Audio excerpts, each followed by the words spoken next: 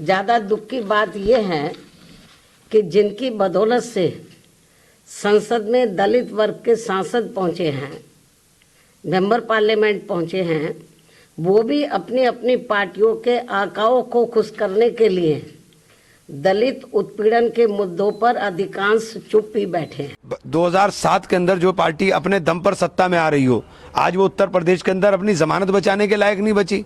तो बहन जी पहले अपनी तरफ देख लें, दूसरे के ऊपर निशाना साधने से पहले। बहुजन समाज पार्टी की मुखिया मायावती ने कांग्रेस पर सदन में जनहित के मुद्दे नहीं उठाने का आरोप लगाया है, जिसे लेकर कांग्रेस सांसद इमरान मसूद ने उन पर पलटवार किया है।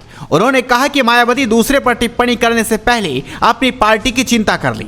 वहीं इंडिया गठबंधन को लेकर ममता बनर्जी के बयान पर उन्होंने कहा कि वो बड़ी नेता है, लेकिन राहुल गांधी के अलावा कोई देश का नेतृत्व करने की स्थिति में नहीं है। सहारनपुर सीट से कांग्रेस सांसद इमरान मसूद ने मायावती के बयान पर जवाब देते हुए कहा कि बहन जी पहले दलितों को ही खुश कर लें, दूसरों की चिंता छोड़कर अपनी पार्टी को बचा लें। इमरान मसूद का यह बयान आपको भी सुनाएंगे, लेकिन उससे पहले आप मायावती का बयान सुनिए, जिसमें वो कांग्रेस पार्टी पर भड़कती नजर आ रही हैं। और संसद में विपक्ष देश व यहाँ के जनहित के मुद्दे न उठाकर अपने राजनीतिक स्वार्थ में संभल में हुई हिंसा की आड़ में खासकर सपा व कांग्रेस पार्टी यहाँ मुस्लिम वोट को रिझाने में लगी है।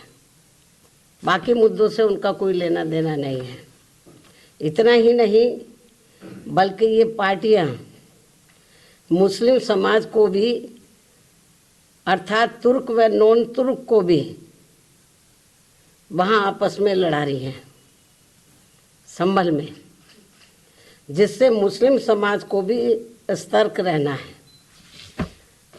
इससे भी ज़्यादा दुख की बात यह है कि जिनकी बदौलत से संसद में दलित वर्ग के सांसद पहुंचे हैं, मेंबर पार्लियामेंट पहुंचे हैं, वो भी अपनी अपनी पार्टियों के आकाओं को खुश करने के लिए दलित उत्पीड़न के मुद्दों पर अधिकांश चुप ही बैठे हैं। चाहे वो दलितों के उत्पीड़न का मामला अपने देश का हो या फिर बांग्लादेश का हो। तो सुना आपने, मायावती कांग्रेस पार्टी पर जमकर भड़की। वहीं इमरान मसूद भी बोले उनकी पार्टी वो मिशन है जिसे बाबा साहेब अंबेडकर ने चलाया, जिसे कांशीराम जी ने पोषित करने का काम किया। जिस मिशन से दलितों को अधिकार मिलने का काम हुआ, वो मिशन यूपी में दम तोड़ रहा है। बहन जी दलितों को ही खुश कर लें, दूसरों की चिंता छोड़ के अपनी पार्टी को बचा लें।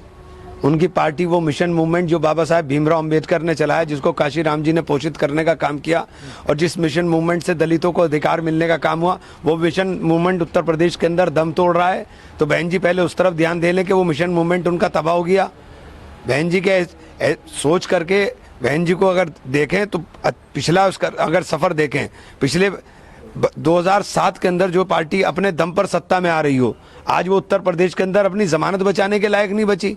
तो बहन जी पहले अपनी तरफ देख लें, दूसरे के ऊपर निशाना साधने से पहले। निश्चित रूप से हम सर्वोच्च न्यायालय से उम्मीद कर सकते हैं, और सर्वोच्च न्यायालय के अंदर अगर सुनवाई होगी तो वो एक्ट जो बनाया गया था, जो कानून बनाया गया था, वो जिस मकसद के लिए बनाया गया था, देश के अंदर जो सौहार्द बिगाड़ने की लगातार कोशिशें हो रही हैं, अभी मस्जिदों के नीचे ढूंढा जा रहा है, अभी वो गिरनार के ऊपर कब्जा किया हुआ है, गिरनार वाला इशू भी इसी के अंदर कवर होगा। उसके बाद कोई आदमी कहीं कहेगा कि यहाँ बौद्ध मंदिर था या बौद्ध स्तूप था, कोई आदमी कहेगा कि यहाँ कुछ और था, कोई तो ये जो तमाशा बनाने का कोशिश इस देश के अंदर हो रही है, ये रुकनी चाहिए। और मैं समझता हूँ सुप्रीम कोर्ट इसके ऊपर बहुत मजबूती के साथ फैसला लेगा। ममता जी बहुत बड़ी नेता हैं, और हम उनके बारे में क्या बोल सकते हैं। ममता जी तो बड़ी नेता हैं।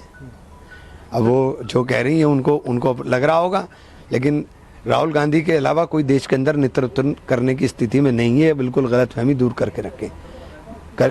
हमारी चाहे कैसी भी स्थिति रही हो, चाहे यहाँ से लेकर और कन्याकुमारी तक राहुल गांधी मिलेंगे, और राहुल गांधी जिस मजबूती के साथ बात को रख रहे हैं, मैं समझता हूँ उसमें कोई गुंजाइश नहीं है। तो सुना आपने, मायावती के जवाब पर इमरान ने मायावती को ही नसीहत दे दी है। तो आप भी इस खबर पर अपनी राय दीजिए, इस खबर को शेयर कीजिए और जुड़े रहिए हेडलाइंस उत्तर प्रदेश के साथ।